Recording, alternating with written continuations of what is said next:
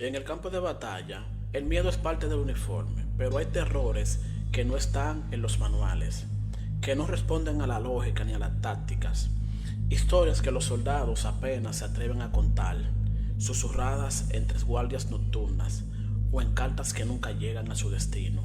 Es un programa sobre lo que habita entre ellas. Bienvenidos a Crónica de Horror. Hoy estaremos hablando de una miniserie que lo voy a lanzar por capítulo sobre testimonios reales y archivos desclasificados, donde el horror no siempre tiene rostro humano.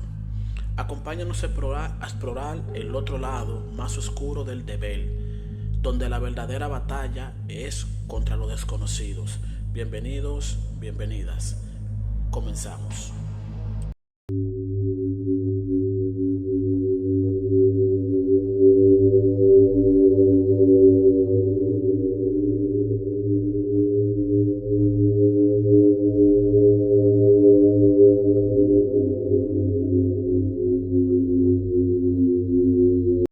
El relato que le contaré a continuación nos los envía un ex cabo del ejército y lo llama misión clasificada.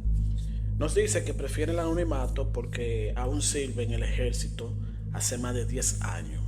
Nos dice que ha visto cosas que jamás olvidará. Ha visto cuerpos, explosiones, ha vivido la traición en carne propia, pero absolutamente nada se compara con lo que pasó en una patrulla. Esto le ocurrió en el 2017 en una zona selvática de Sudamérica, en un lugar donde todos lo llamaban el Silencio Verde. El nombre oficial no lo puede dar porque es algo clasificado, pero asegura de que está marcado en los mapas tácticos y lo identifican como la zona de la interferencia. Pero ellos le pusieron su apodo. Ellos le pusieron la zona muerta. Su unidad tenía que hacer una inspección en la zona muerta. O sea, el apodo que tiene, el lugar donde le pasó todo. Parece como que notaron movimientos sospechosos y también había informes satelitales que mostraban algunos cambios extraños en el terreno. Como que si la estructura subterránea o la entrada estaba como camuflajeada. Ellos iban a hacer simplemente 48 horas. Era entrar, patrullar, marcar puntos GPS y salir. Era todo sencillo al notar. Nos comenta que eran 6 hombres. Era una patrulla estándar. Él iba como operador de radio y navegación.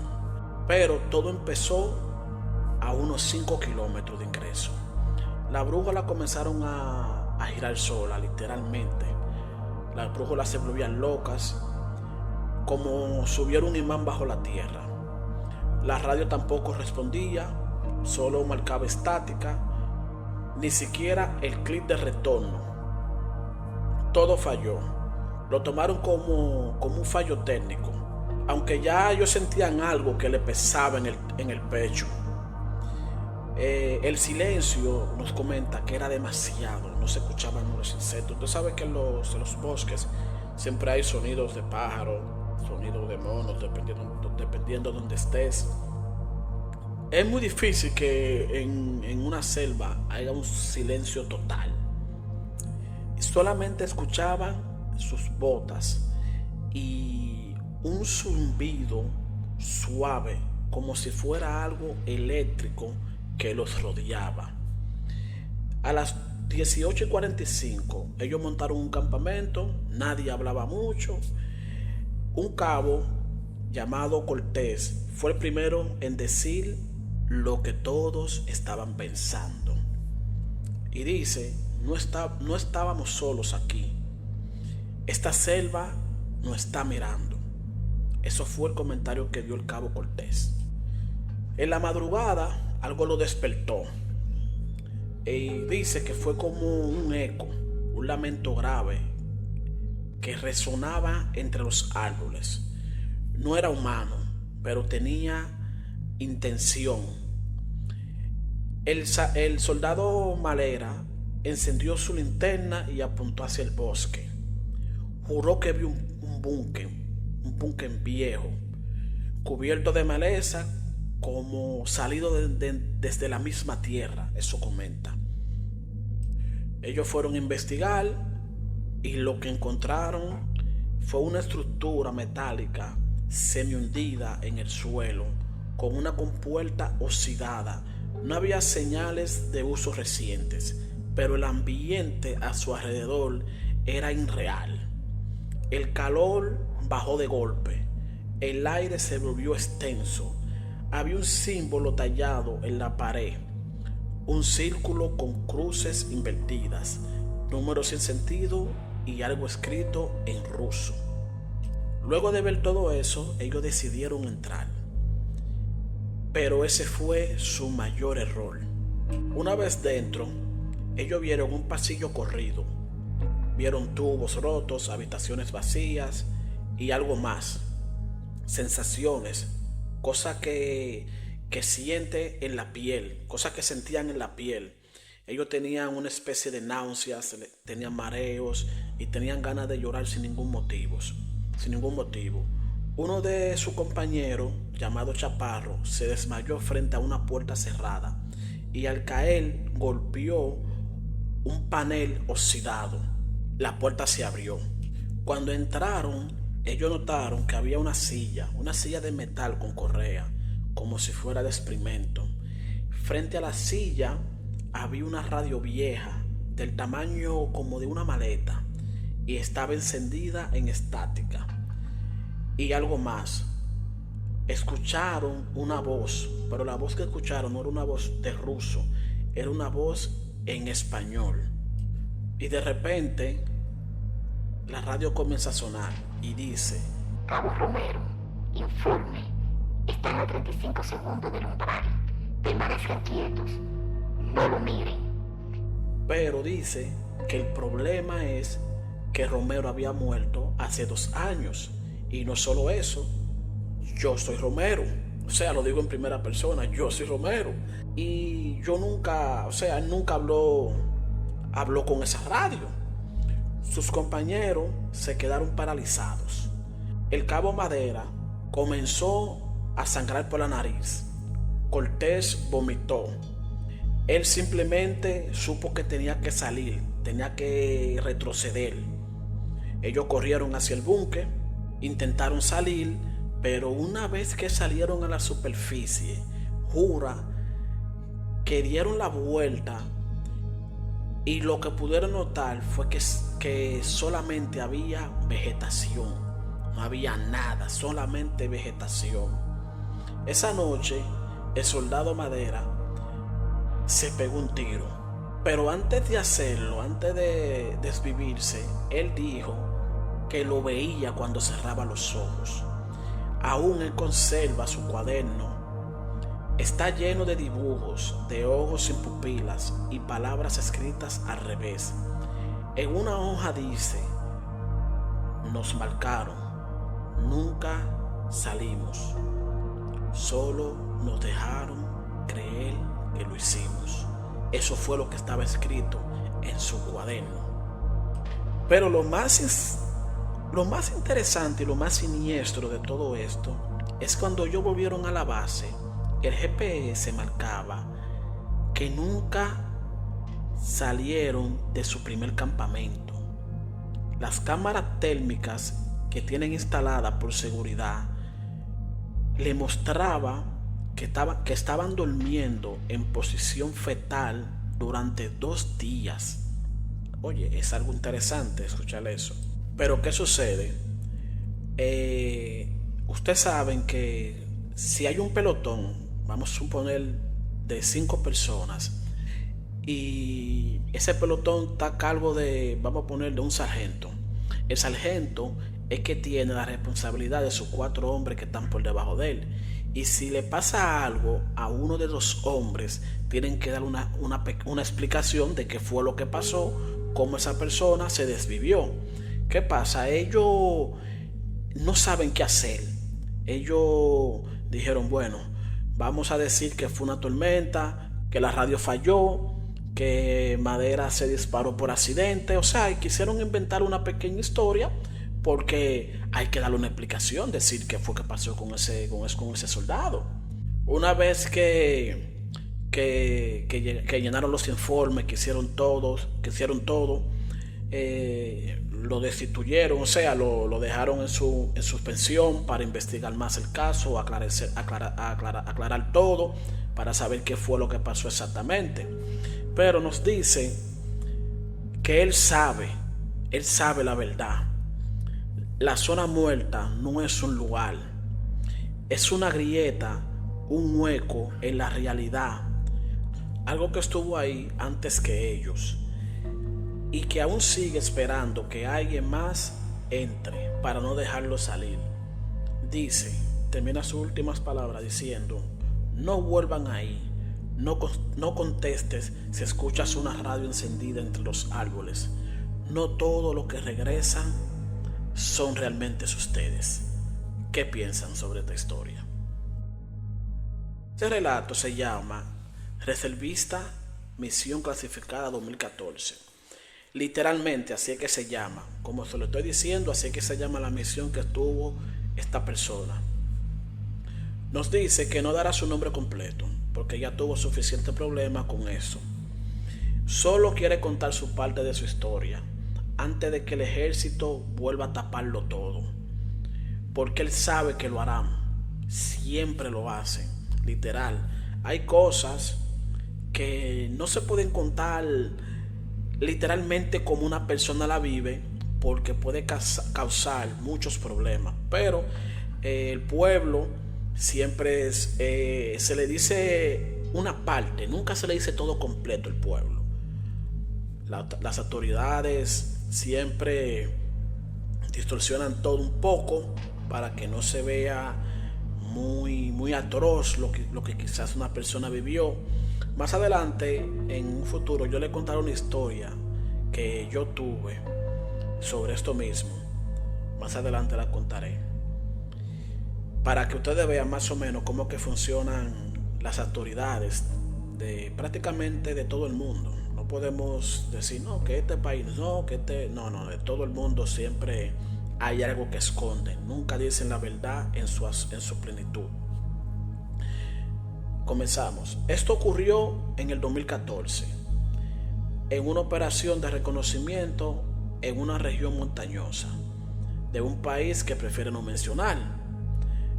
Eran parte de una unidad de 6 hombres, Escuadrón Alfa 9, y se les ordenó patrullar una zona con reporte de actividad irregular, luces en las noches, gritos, interferencias de radios, cosas que la base tomaba como supersticiones locales. Ellos deberían estar fuera por 3 días. Ellos ingresaron el 14 de mayo a las 4, y según los registros, ellos deberían volver el 15 de mayo a las 7:20. Pero para ellos, allá adentro, pasaron como 8 días, pero dice que tal vez pasaron más días. No está totalmente seguro. Dice que el tiempo no fluía de manera normal en ese lugar. De eso está totalmente convencido. Día 1. El silencio. Comenta que desde el inicio todo fue totalmente extraño. El clima cambió de una manera brusca a medida que iban ascendiendo. La niebla se volvió espesa, casi blanca como una leche, entre los árboles, y les obligó a moverse con más cuidado. Las radios comenzaron a tener un ruido blanco, aunque todavía ellos tenían comunicación entre ellos. Al llegar a un punto claro, encontraron una especie de altar, un altar antiguo, hecho como de piedras cubiertas, de símbolos. Uno de los muchachos que andaba en el grupo, llamado Muñoz, dijo en broma que era un territorio de brujos. Ellos se fueron en carcajadas, pero créanme que ellos no debieron hacerle eso. Pero lo hicieron. La primera noche escucharon un ruido. No era de un animal, era como una voz grave, arrastrada, como si alguien hablara desde dentro de una cueva profunda. Nadie pudo localizar la fuente. Las linternas parecían perder la intensidad, algo como que el aire estaba interfiriendo todo estaba interfiriendo. Y nos va detallando los días, pero fue todo tan confuso que dijo día 3 o fue el 5, o sea que su mente se le fue totalmente. Pero siempre que nos pasa algo, créanme que lo más importante de todo lo que nos pasa, a veces olvidamos los pequeños detalles, pero lo más importante siempre se recuerda. No sé a qué viene eso. Podemos olvidar, podemos contar un relato y podemos decir, no, la cortina estaba abierta. Es un detalle simple, pero ese detalle simple lo podemos recordar, pero no podemos decir, no sé si la puerta estaba abierta. O sea que la mente solo capta lo más fuerte. Continuamos. Nos comenta que fue ahí cuando se toparon con el otro escuadrón. Ellos se movían como ellos, tenían uniformes iguales, armas iguales, pero algo particular, ellos no hablaban. Lo siguieron, lo hicieron por instinto. Intentaron alcanzarlo, pero cuando giraron a un recodo del bosque, el otro escuadrón que vieron desaparecieron, como si se hubieran disuelto entre las nieblas. Solo encontraron un objeto en el suelo, una placa militar oxidada con un nombre de un soldado que reconoció, y el nombre que estaba en la placa era Ortiz. Pero el problema es que Ortiz había muerto hace 2 años antes en una misión completamente distinta a más de 700 kilómetros de ahí, y él estuvo en su funeral. Día 6, la grieta. Ellos comenzaron a tener visiones, sueños compartidos. Todos veían la misma figura. Era una silueta alta, vestida con un uniforme militar antiguo, con el rostro cubierto por una máscara de gas rota. Pero la silueta nunca hablaba, solo los miraban desde lejos. Pero cada noche sentían que esa silueta estaba más cerca. Uno de sus compañeros, Silva, se volvió loco. Se arrancó la radio del pecho, la aplastó con una piedra y empezó a gritar. Automáticamente en el grito dice: nos escuchan, no los llamen, no usen los nombres. O sea, que no usaran sus nombres, porque sentía que lo estaban escuchando. Ellos intentaron comunicarse con el otro pelotón que le mencioné anteriormente y él no quería que lo llamaran. Él simplemente se deshizo de las radios para que no tuviera ningún contacto con las otras personas que se toparon, y se le desapareció. Tuvieron que movilizarse. Esa noche Silva desapareció literalmente. Ellos dormían juntos. Cuando despertaron, vieron su casco y el casco estaba vacío, sin rastro de huida, solo un leve olor a metal y a tierra húmeda. Después de todo lo que ellos vivieron, una semana después encontraron un sendero. Ellos no saben cómo, pero lo siguieron a ciegas. Ellos estaban medio mareados, con fiebre, con heridas que no sabían cómo se la hubieran hecho, cuando de repente vieron una luz de un helicóptero. Ellos pensaron que habían muerto. Usted sabe cuando una persona está deshidratada, muy deshidratado, al borde de la muerte, cualquier luz, cualquier reflejo que sus ojos logran ver, siente que ya papá Dios vino a buscarlo, pero no era así. Pero el helicóptero que lograron ver fue para rescatarlos a ellos. Ellos los recibieron como que no hubiera pasado nada. Le dijeron que habían estado 27 horas afuera, que todo estaba en orden, pero algo no estaba bien, dijo en su subconsciente. Lo llevaron a chequeos médicos. El oficial a cargo notó que uno de los relojes GPS no cuadraba.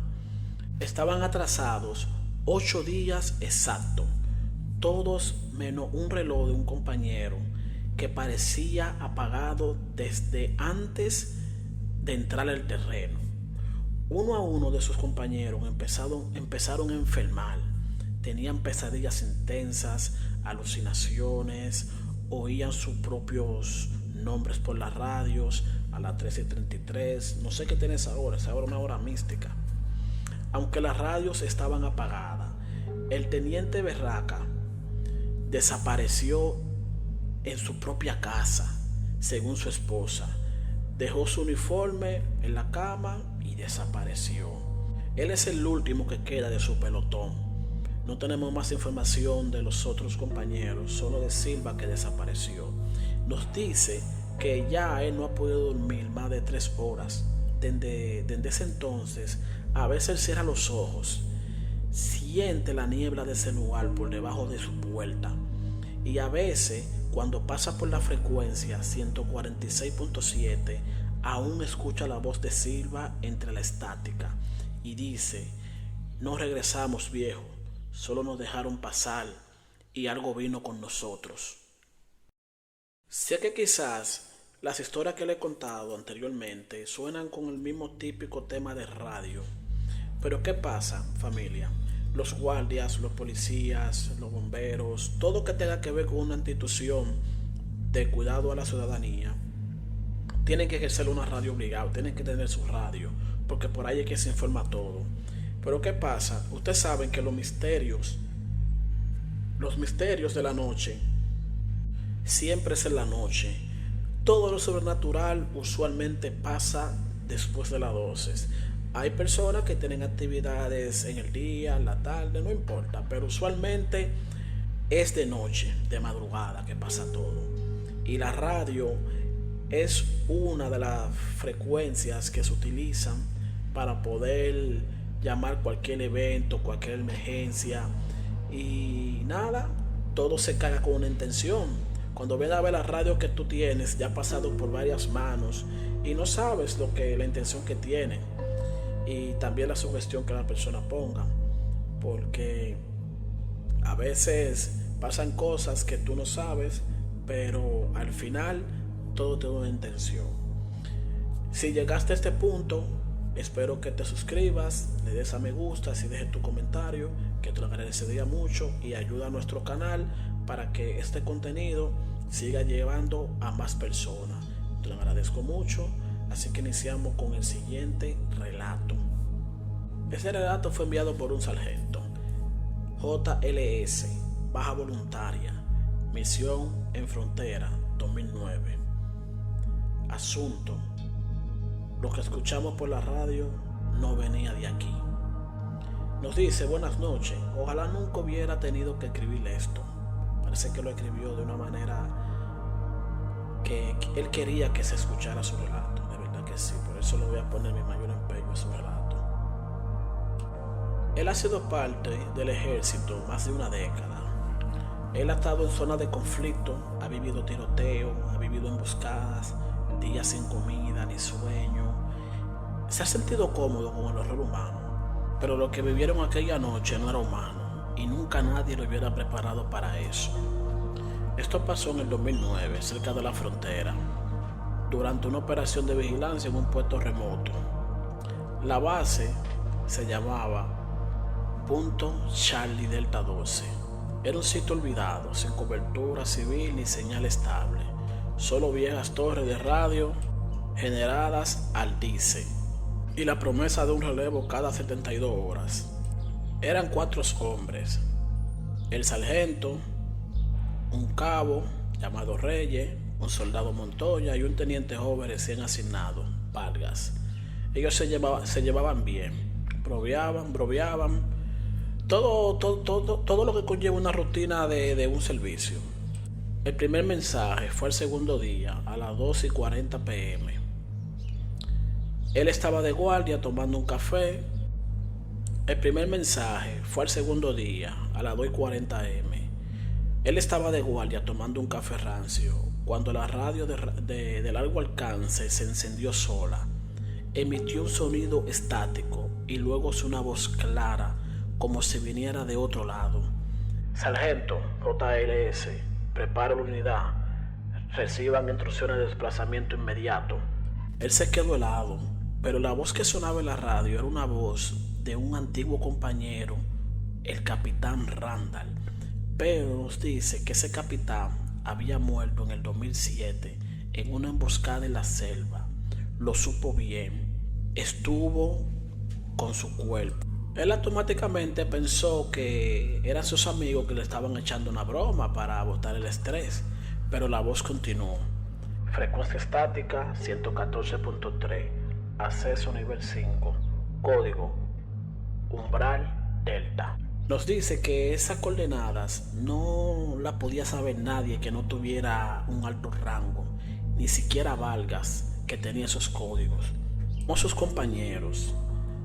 Montoya supuestamente pensó que era una señal pirateada. Vargas intentó contactar a la base madre, sin éxito. Todos estaban muertos. Solo esa frecuencia funcionaba a las 3:73 am. Volvió la transmisión. Unidad Delta 12, proceda al punto de convergencia. Coordenadas transmitidas a tiempo estimado irreversible. Justo después una radio pasó, marcha militar, cadenciosa, rítmica, pero había algo raro. Era al revés, como si caminara hacia atrás. Contra todo el protocolo, decidieron investigar las coordenadas. Estaban a solo 2 kilómetros, tomaron armas, linternas, salieron en filas. Al llegar al punto, no había nada. O eso creyeron. Pero entonces lo vieron. Un escuadrón completo de soldados marchando entre las nieblas. No hablaban. Su uniforme era antiguo, descolorido, rostros tapados, con capuchas negras. Uno de ellos llevaba una radio igual a la que ellos tenían y apuntaban directamente hacia ellos. Vargas intentó hablarle, pero no tuvieron ninguna respuesta. Cuando se acercaron a unos 15 metros, todos se detuvieron al mismo tiempo, al unísono. Luego levantaron la cabeza y lo que vieron aún lo persigue. No tenían caras, solo piel lisa, sin ojos, sin nariz, sin bocas. La radio en su mano sonó de nuevo. No ignores las órdenes, ya fueron asignados. Montoya gritó y disparó. En cuanto lo hizo, los soldados desaparecieron como humo, dispersados por el viento. Solo quedó la radio, igual a la nuestra, con la misma etiqueta CD-12. Solo que esta tenía sangre seca en los controles. Ellos volvieron a la base en silencio. Nadie dijo nada. Al amanecer, el generador explotó sin razón aparente. Estuvieron sin energía hasta que llegó el helicóptero de relevo. No les dijo nada. Días después, el teniente Vargas fue transferido. Dicen que sufrió un brote psicótico. Se encerró en una sala de comunicaciones y hablaba con la radio. Repetía una frase: están ahí, están dando las órdenes desde el otro lado. Nos dice que él pidió su baja ese mismo mes. Montoya desapareció en un viaje a la ciudad, literalmente nunca volvió, pero aún tiene la radio. Se la trajo con él y a veces cuando la deja conectada por error, se enciende sola y escucha la misma voz de esa noche diciéndole: sargento, informe, posición, las órdenes aún no han terminado. No espero que me crean, solo quería sacarlo de mi cabeza.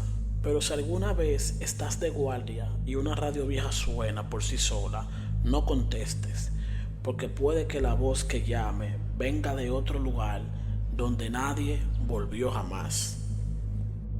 Este relato a continuación nos los envía el cabo TAG-11, Batallón Policial Militar de Santo Domingo Oeste. La titula como el edificio que nadie vigila, pero siempre está en la lista. Y comienza diciendo: buenas noches, soy el cabo del ejército dominicano, y aunque lo que voy a contar no tiene exposiciones ni rostro, pero sí me quitó el sueño por mucho tiempo. Esto le pasó en el 2018 durante una patrulla de rutina en Villafaro, Santo Domingo Oeste, en una zona densa con callejones y edificios viejos y muchos puntos calientes. Cuando decimos puntos calientes son barrios que son movidos, hay mucho movimiento, mucha gente, mucho comercio, movimiento en total. Ese día le tocó patrullar con un raso que se llama De León. Era un hombre serio, de confianza. Ellos le tocaron una patrulla a pies y como siempre ellos iban revisando cada cuadra por cada sector asignado por su GPS. Pero lo que le pasó una noche, todo lo cambió, absolutamente todo cambió. Ellos nos dicen que había un lugar en la lista que nadie hubiera visto antes y se llamaba el sector 7, edificio 49, y había que ingresar por el callejón 23 para verificar el perímetro.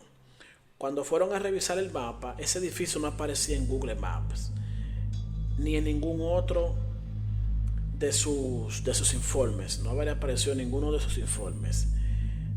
Pero el sistema táctico del ejército lo tenía marcado como verificación obligatoria. O sea que había que ir sí o sí. Así que ellos fueron y se toparon con un callejón sin salida. El callejón estaba marcado con el número 23.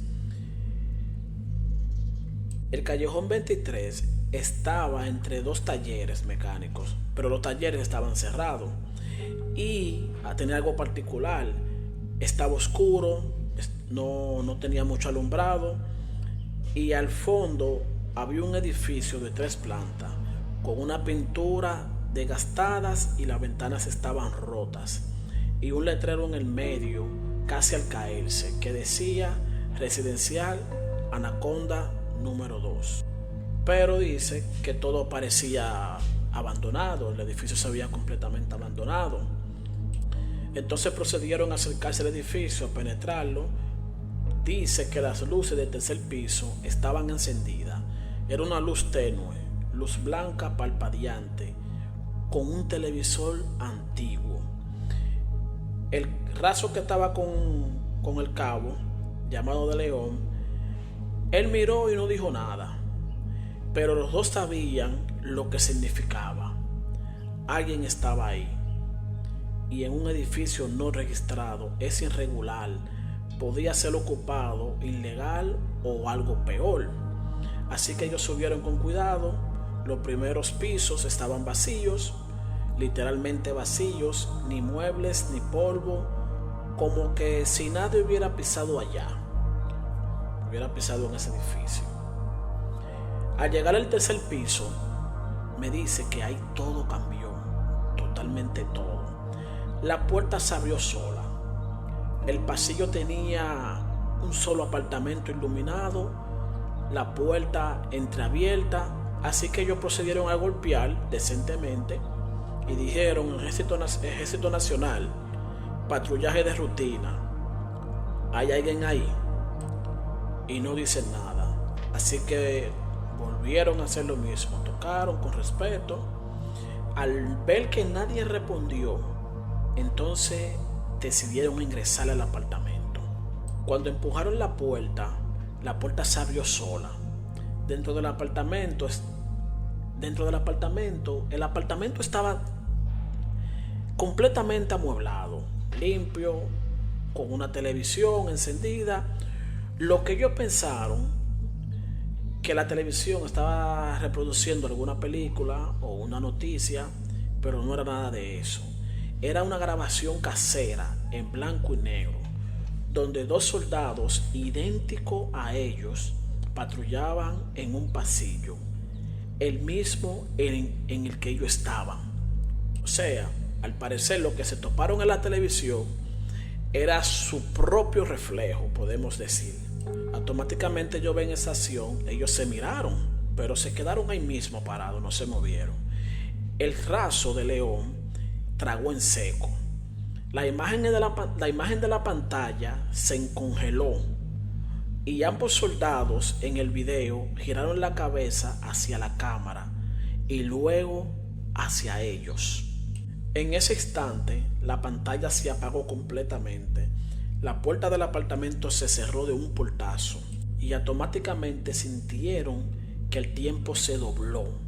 Intentaron abrirla, nada, golpearon, nada. Cuando por fin lograron forzar la cerradura y salir, el edificio ya no estaba igual. El pasillo estaba lleno de polvos, las paredes con grafitis, las ventanas tapizadas desde adentro. Bajaron corriendo. En la planta baja todo era escombro y basura, como si hubiera pasado una década. O sea, como que el apartamento nunca se limpió. Y en cuestión de minutos salieron al callejón.